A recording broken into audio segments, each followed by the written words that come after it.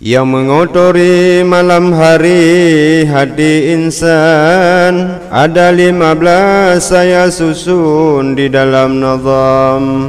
Hati tertutup akan sinar kebenaran.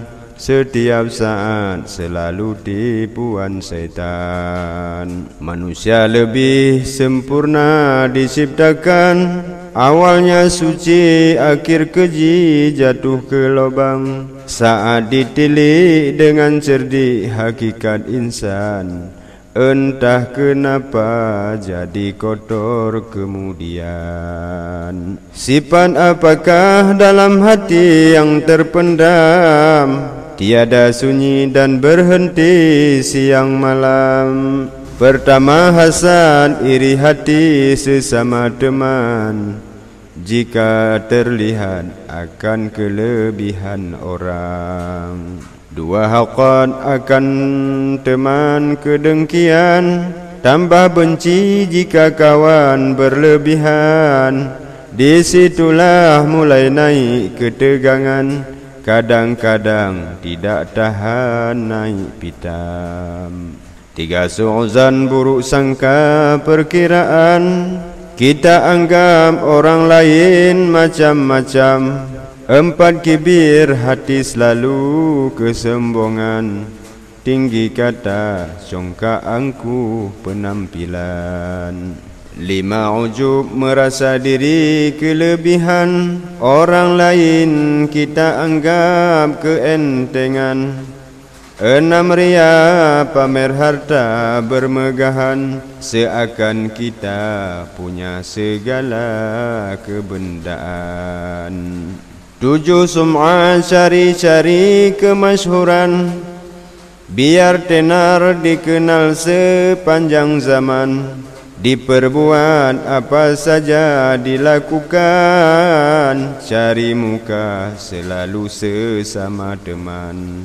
8 bukul hidup pelit pemberian. Padahal lebih dari segi kecukupan. Fakir miskin anak yatim diabaikan. Orang putus dibiarkan kelaparan. Untuk maksiat tak tercatat pembukuan. Untuk agama 500 perincian. Nomor urut yang pertama penyebutan. Tambah bangga tak pernah rasa menyesal. Di hubbul mal kita hitung ke-9. Hidup mati cita-cita kebendaan. Rumah mewah, mobil mahal kesayangan. Istri manja, anak cantik kebanggaan. Ke-10 tafahur bangga diri wahai taulan. Bangga pangkat, bangga harta, bangga senang. 11 ghadab marah-marah kelakuan. Ini salah, itu salah bertentangan. 12 ribah tukang ufat siang malam. Orang lain tidak betul bertentangan. Ke-13 namimah bawa hasud pertentangan. Provokator penciptakan keributan. Ke-14 itu khizi pendustaan. Berbohongan tidak mau kejujuran. Yang terakhir ke-15 dalam nazam. Itu khianat ubah amanat perjanjian. Paling jujur kala saat berhadapan. Di belakang lain lagi perbuatan. Itu ciri orang munafik wahai taulan. Ingkar janji tak bisa suatu pegangan. Itulah penyakit dalam hati sesama insan.